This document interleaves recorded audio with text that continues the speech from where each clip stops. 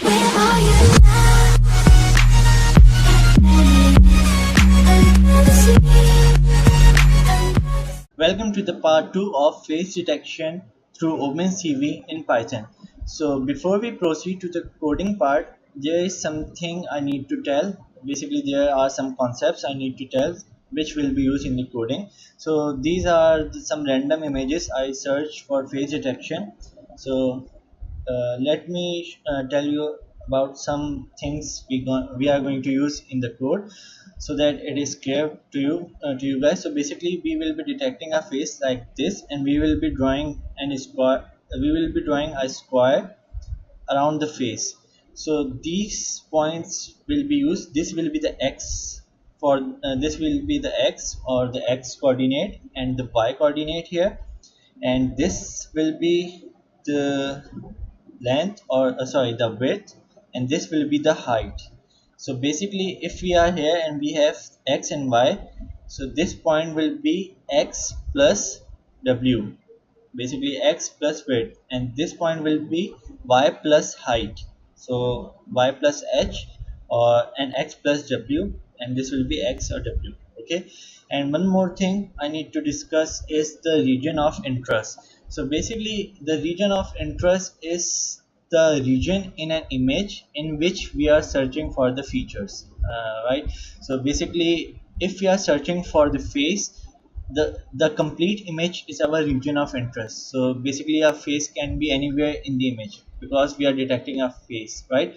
So in this image the region of interest for face detection is the complete image. But if we are detecting the eyes, our region of interest is shrink to the face only, because the eyes are only located on the face. So instead of searching the whole image for the eyes, we will limit our search to we will limit the search for the eyes to the area of the face only. So it will save much of the computation and time. So as you can see here, we will only detecting the eyes in this region, and similarly we will detecting the nose and the mouth inside the face only. So the region of interest is basic region of interest or ROI is basically the region in which we will be detecting our feature. Okay, so now let's move on to the coding part. So this is the code from our previous video, right? So before we proceed, what we will do is we will create a function, we will define a method to draw the boundary around the feature. So let's name this function draw boundary, and this function will take a couple of parameters. The first parameter will be the image on which we want to find the feature. The second parameter will be the classifier. Some things might you might find some things unclear, but I promise as the time goes and as we code more and as we proceed in this video, everything will be clear to you. So hang on and just try to understand and grasp what I am saying. Okay, so the second parameter is the classifier. The classifier for either if we are looking for the nose or for the eye or for the mouth. Okay, the third parameter is the scale factor. I'll define and describe what is scale factor later. Okay, and the fourth is the minimum neighbors. I'll also define this in details later in this code. Okay, and the fifth yes, the fifth parameter will be the color of the rectangle, and the sixth parameter will be the text. So basically we will be labeling the rectangle with some text that either it is a nose or the eyes or the mouth or the whole face. Okay, so these are the parameters which we will be using. So first of all, let's convert our image into a grayscale image, because we will be finding the features in a grayscale image. So for to convert this image into a grayscale, what we need to do is cv2 dot convert color, and the first parameter is the source, which is the image, The second parameter is the conversion. So basically what we want to convert is color color underscore bgr to gray. Okay, so we want to convert our RGB image to a grayscale image. So here the image has been converted. Now what we need to do is we need to find that feature. For example, if we have passed the classifier for the face, what we need to do is just hang on. I will define all this in a moment. What we need to do is okay, I have misspelled classifier. So classifier dot detect multi scale gray underscore image scale factor and minimum neighbors. Okay, so what we are doing here is we are basically detecting the feature in our classifier. So this is a generic function. So if we have passed the classifier for the mouth, which the Haar Cascade classifier for the mouth, or let's say if we have passed the classifier for the frontal face, okay, to detect the complete face like this here we have like this. So what this will do is this will detect all the possible faces in the image, and the first parameter is the image. So here we have converted our original image to a grayscale image. So basically it will detect all the faces, possible faces in this grayscale image. And these two parameters are basically scale factor. The scale factor is basically when when the classifier is detecting the face, it will scale the feature, or basically it will scale the image to well, you can understand it like this, that a face, let's open this image. So as you can see, this face, as it is more on the front of the side, so this face takes more pixels than this face appears to be a tiny face, and this is a quite large face in the image. So by by scaling factor, we can scale our classifier to detect a small face, either a small face or a large face. So if this face is, let's say, 24 by 24 pixels, and this face is 5 by 5 pixels, so our classifier will be scaled to some extent to detect a smaller face as well as a larger face. So basically scaling factor controls this scaling thing. Okay, and the minimum neighbor is this, that as this is a cascaded classifier, so what we will be doing here is this face will not is not being detected on a single feature. There will be multiple features for this face. Okay, so this face is detected on the basis of multiple features. So this minimum neighbors specify how many features we need to see in order to approve this region as a face or not. So let me show you a link where you can read more about this. Okay, so basically these are the hard features which are used to detect a face. So these are the edge features, these are the line features, and these are the center surrounded features. Okay, so basically what minimum neighbors do is, let's say these are n features. So to declare either the region is a face or not, the image has to pass some feature. Like, let's say this feature detects that yes, it is a face, and this feature also detects yes, it is a face, but this feature does not detect it, so we will discard the image. So the minimum neighbors basically specify how many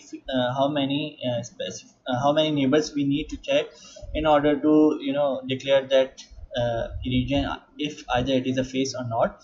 So basically if the minimum neighbor is, let's say, 3, so basically it will check the next 3 classifiers in order to, if all of the three classifiers is here, yes, this is a face, so it will declare it as a face, otherwise it won't. So basically this is a great page. You can read in much detail about the classifiers here, how these parameters work. So basically here's the minimum neighbor parameter specifying how many neighbors each candidate rectangle should have to retain it. Okay, so I guess it is pretty much clear, but I'll state it one more time. So if we pass minimum neighbors equals to 3, so what it means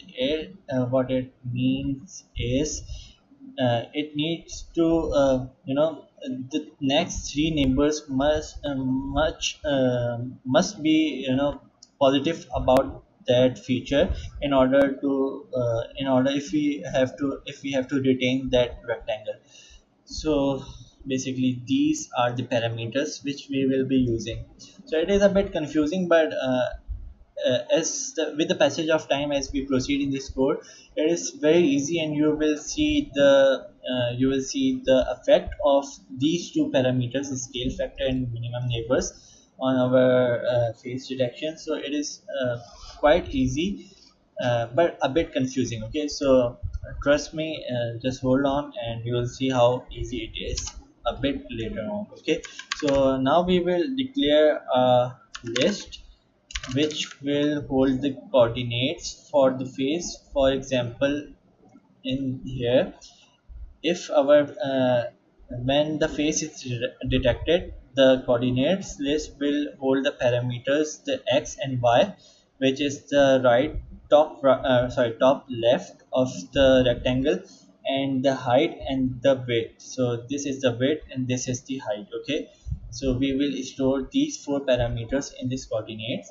So now let's continue. Now what we will do is, for x, y, w and h, so these are the width, height, x and y coordinate, as I just explained in features. So basically this I have misspelled it, F-E-A-T-S. Okay, so I have misspelled. So basically this classifier.detect multi-scale will return a list of features. So that in that list we will be seeing the x, y, w and h. Okay, so what we will do is, we will draw a rectangle. So for that we will use cv2.rectangle. The first parameter is the image on which we want to draw the rectangle, so it is the image. The second parameter is the x and y coordinates. So the x and y coordinates are the coordinates returned by this function here.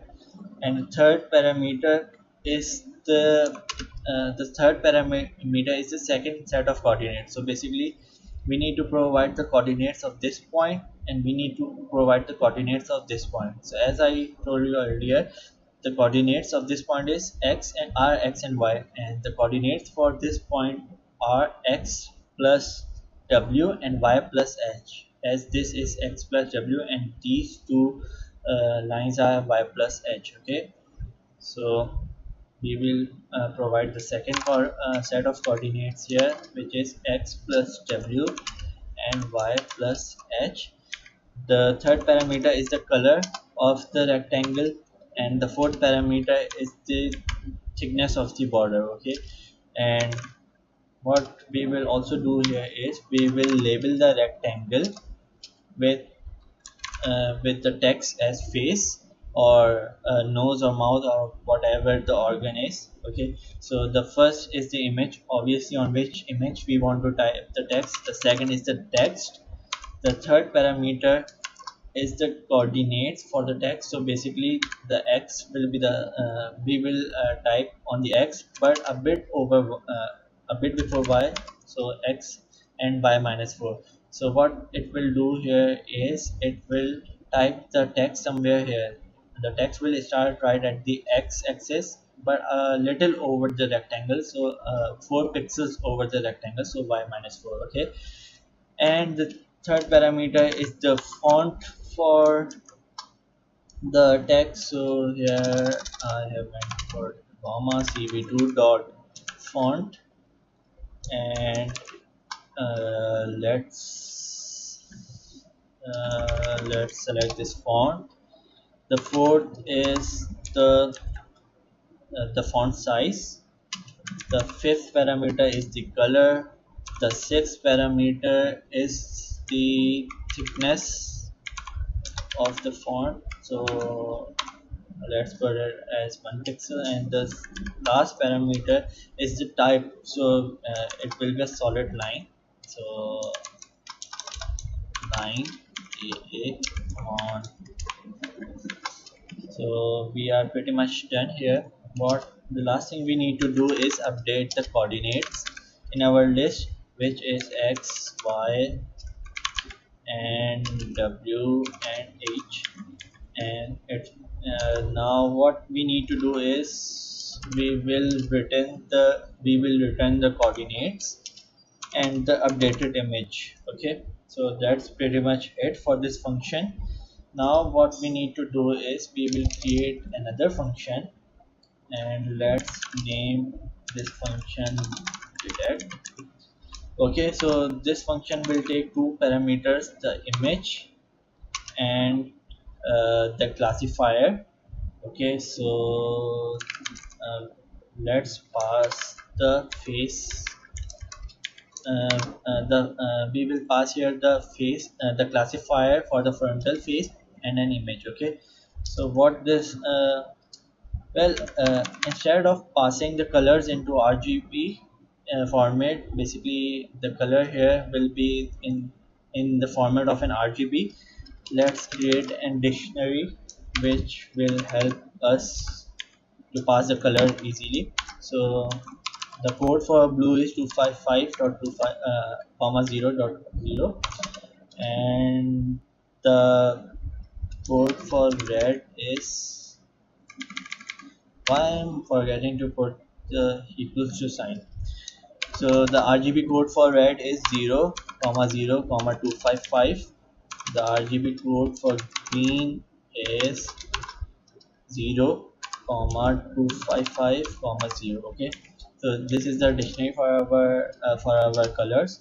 Now what we will do is we will call this function draw boundary, and in this function we will pass the image, and as this function takes the classifier, we will pass the face class and the detect face classifier, the classifier to detect face here, face cascade. And the third parameter was a scale factor. So to detect the we will use a scale factor of 1.1, and the minimum neighbors of 10, and the color will be let's say blue, and we will label the rectangle as face. Okay, so you can play around with these values to see on which values you get the most accurate result. I was getting pretty good results when using 1.1 as a scaling factor and 10 as the minimum neighbors. So this function also returns uh, the coordinates and an updated image. So we will store the image and coordinates here, and what we will do is we will return image from here. Okay, so yes, that is pretty much it. Now the only thing what we need to do is we need to call this function here, and you will see what it will do. So let's do this image equals to detect, and it takes image and the classifier. So I haven't declared the classifier for the face. So for the what you can do is we need to load this Haar Cascade underscore frontal face underscore default dot xml. Okay, so what we can do is face cascade equals to cv2 dot cascade classifier, it is cascade classifier, and in here pass the name of the XML file, which was Haar Cascade underscore frontal face underscore default dot xml. Hopefully I haven't done any spelling mistake here, and we need to pass this classifier in this function. Okay, so now let's run the code to see if we have any errors. Okay, we don't have any errors, and there you go. As you can see, it has drawn a rectangle around my face and it has labeled it as face. So it's doing a quite good job in detecting my face. As you can see here, I'm moving my face around, but it's detecting it quite well. So to stop the program from execution, what you need to do is press Q, and this should stop the code from execution. Now in the next video we will be detecting the eyes and the mouth and nose. So stay tuned, and if you have any problems you can drop a comment below and I'll get to them as soon as I can. And don't forget to subscribe my channel, and thank you for watching. Eyes in the sky, gazing far into the night. I raise my hand.